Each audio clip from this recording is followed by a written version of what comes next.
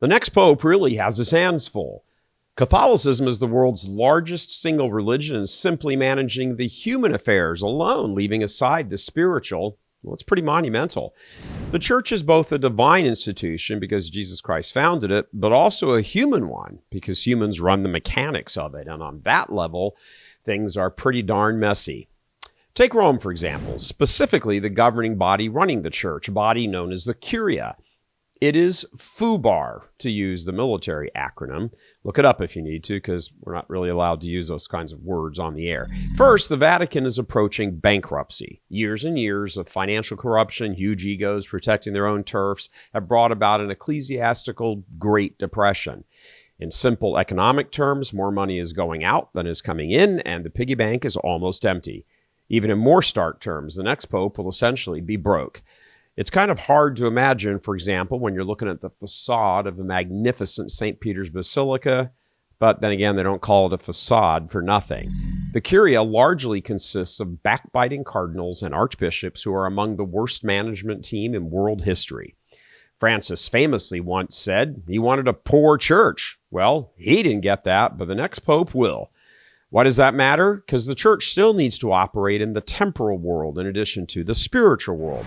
Pope Francis, at the beginning of his pontificate, talked a lot about reforming the curia, but in the end, as Pope St. John Paul discovered, even a pope has limits to his power.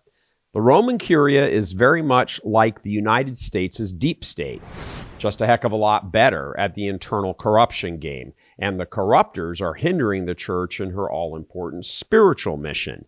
John Paul dealt with them simply by leaving Rome. He threw in the towel by hitting the road, becoming the most traveled human being in the history of the world.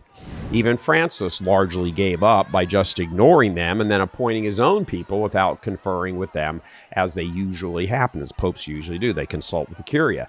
Many of the people he appointed, who got the nickname FOF, Friends of Francis, were themselves corrupt, as the record eventually demonstrated.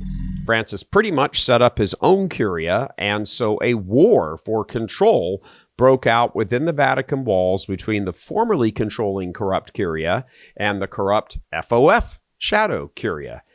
That's the legacy the next pope inherits. He better not be just a good one, but a great one.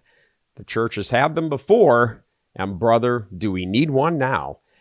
And just before we leave you, please consider supporting our work here by clicking on the provided link. We give you straight talk here at Souls and Liberty as we bring you a perspective you don't find anywhere else, a blending of the spiritual and the temporal, the most informed view there is on the internet. Again, please click on the link and support our work, and thank you in advance. Coming in from Houston, Texas, I'm Gary Michael Voris. God love you.